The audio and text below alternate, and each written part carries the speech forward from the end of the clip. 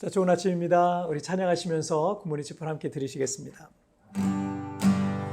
주는 나를 기르시는 목자요, 나는 주님의 귀한 어린 양. 푸른 풀밭 맑은 시내 물가로 나를 늘 인도하여 주신다.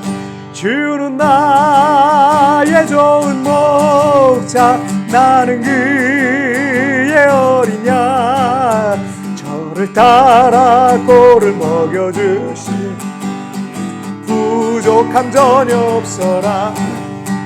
못된 짐승 나를 잊지 못하고, 거친 배바람 상치 못하리. 나의 주님 강한 손을 펼치시, 나를 주야로 지켜주신다. 주는 나의 좋은 목자, 나는 그의 어린 양. 저를 따라 꼴을 먹여주시, 내게 부족함 전혀 없어라. 아멘. 자, 우리 기도하시겠습니다. 하나님 아버지, 감사합니다. 오늘 이 아침도 우리의 선한 목자가 되신 그 주님 앞에 하나님, 우리가 머리를 조아리고 예배하며 기도하며 찬양하며 하루를 시작합니다. 주님, 이 하루가 주님과 동행하는 하루, 주님의 붙들어 주심과 주님의 도우심을 경험하는 하루. 하나님, 정말 하나님이 주시는 생각과 마음과 가치를 가지고 오늘 하루를 승리하며 살아갈 수 있도록 도와주옵소서. 이 시간도 우리 주님 나와 함께 하실 것을 믿사오니 예수님의 이름으로 기도하옵나이다. 아멘. 자, 오늘 우리에게 주시는 하나님의 말씀은 창세기 50장 20절 말씀, 제가 개역개정 성경으로 봉독해 올리도록 하겠습니다. 당신들은 나를 해하려 하였으나 하나님은 그것을 선으로 바꾸사 오늘과 같이 많은 백성의 생명을 구원하게 하시려 하셨나니. 아멘. 세계 역사의 흐름을 바꿔놓은 그런 놀라운 그런 역사적인 인물들, 훌륭한 인물들이 있습니다. 그리스가 세계를 지배했던 적이 있었는데 그게 바로 알렉산더 대왕이라는 아주 걸출한 인물이 있었기 때문입니다. 그는 30대의 젊은 나이에 그리스, 터키, 중동 지역 전체, 그리고 인도의 서북부, 그리고 애굽, 이집트까지 이 서양 최초의 대제국인 헬라 제국을 불과 30살에 완성을 했어요. 그 역사상 가장 성공적인 군사 지도자 중 하나로 평가받는 인물이 이 알렉산더 대왕이죠. 로마의 황제 중에 줄리어스 시저는 로마 제국과 세계 역사를 통틀어서 최고의 정치 지도자라는 그런 평가를 받고 있기도 합니다. 로마 제국이 기원전 1세기부터 15세기까지 가장 긴 제국의 역사를 유지할 수 있었던 것은 이 줄리어스 시저가 로마를 개혁하고 정치적 체계로 기초를 놓았기 때문에, 보통 제국의 역사는 다 200년, 200~300년 하다가 제국의 역사는 다 끝나거든요. 대제국이라 할지라도. 이 로마 제국은요, 1세기부터 15세기까지 정말 긴 역사 동안 이 제국의 역사를 유지했는데, 그 정치적 기초를 누가 놨냐면 줄리어스 시저가 놨다라고 평가를 받고 있죠. 조지 워싱턴은 미국의 1달러짜리 지폐에도 초상이 있는데 미국의 독립전쟁을 승리로 이끌고 또 미국을 세운 미국 건국의 아버지라고 합니다. 또 역사상 최초의 대통령이라는 칭호를 쓴 사람이기도 하죠. 프랑스의 나폴레옹 황제는 역사상 가장 위대한 장군 중에 하나로 평가를 받고요. 또 프랑스를 유럽의 지도자 자리에 올려놓은 그런 인물이기도 합니다.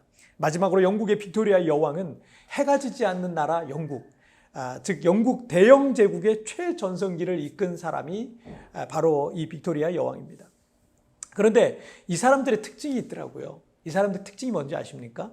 이들은 출생 직후라든지 또는 어린 나이에 부모를 여의고 고아가 됐거나 계부나 계모 아래에서 어린 시절을 보냈다는 겁니다.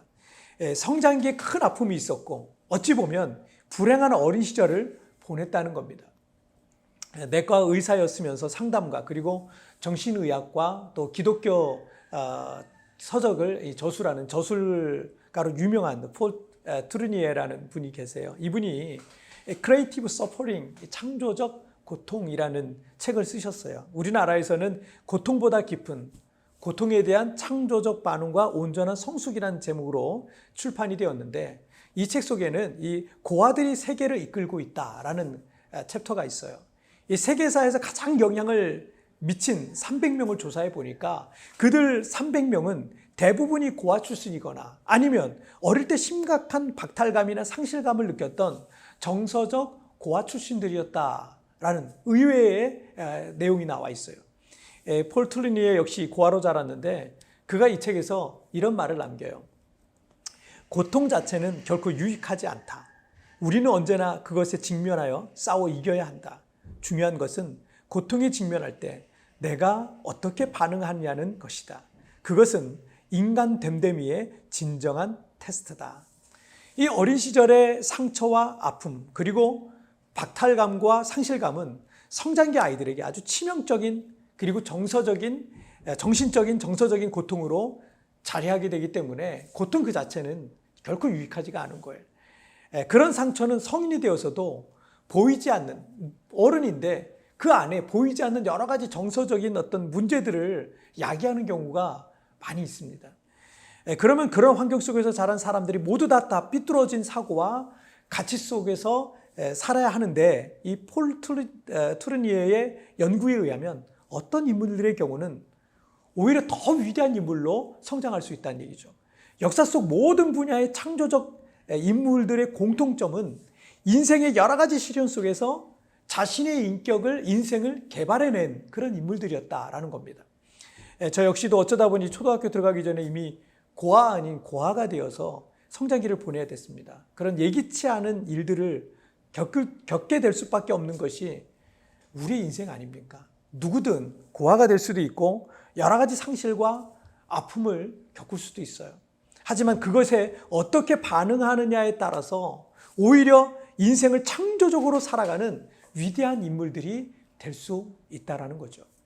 성경의 인물 중에 모세도 태어나자마자 친부모에게로부터 버려질 수밖에 없었습니다.